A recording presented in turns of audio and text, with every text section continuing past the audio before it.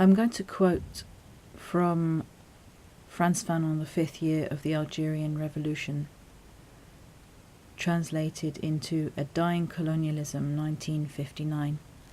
And what I'm showing you is a picture of Algerian women out to vote. This is the quote from Franz Fanon. Every rejected veil disclosed to the eyes of the colonialists' horizons, until then forbidden, and revealed to them piece by piece the flesh of Algeria laid bare. The occupier's aggressiveness, and hence his hopes, multiplied tenfold each time a new face was uncovered. Every new Algerian woman unveiled announced to the occupier an Algerian society whose systems of defence were in the process of dislocation, open and breached.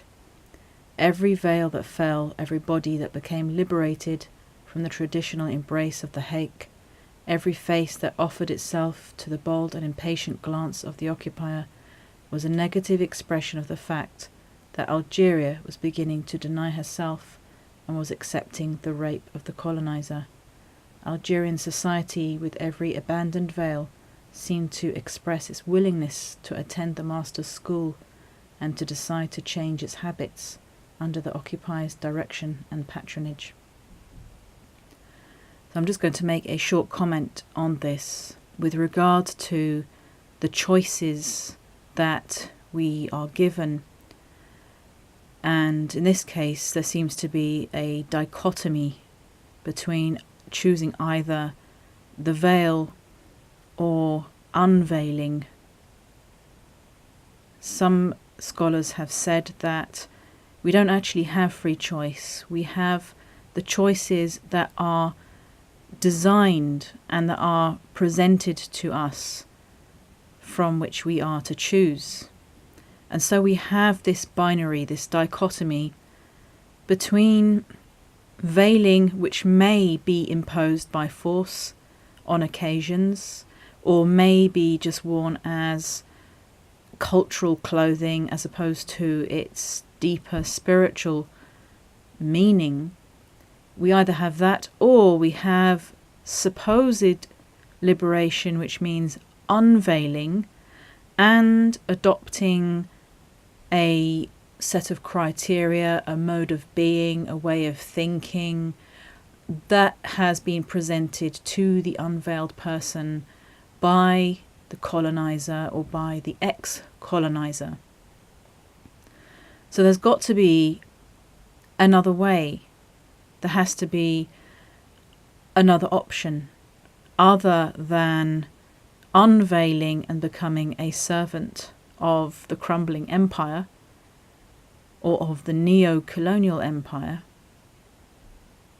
Either becoming that or remaining covered, but not covered in the true sense of the word, or covered in the true sense of the meaning, in a sense that the heart is at peace. Nobody should be forced to be covered, but at the same time, I would argue that covering is the best way of being in this world for many reasons, which I'll go into in future videos. So this is just a short reflection on the liberation of Algeria, in inverted commas, and how it reflects what's going on in our world today.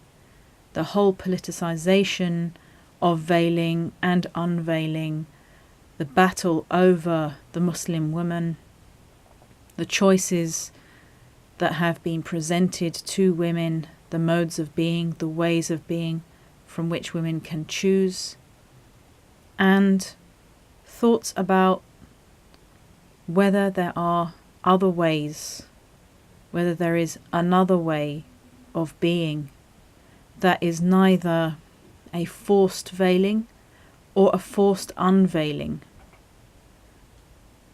Thank you for watching this video, and we'll see you in the next one. Assalamu alaikum wa rahmatullahi wa barakatuh.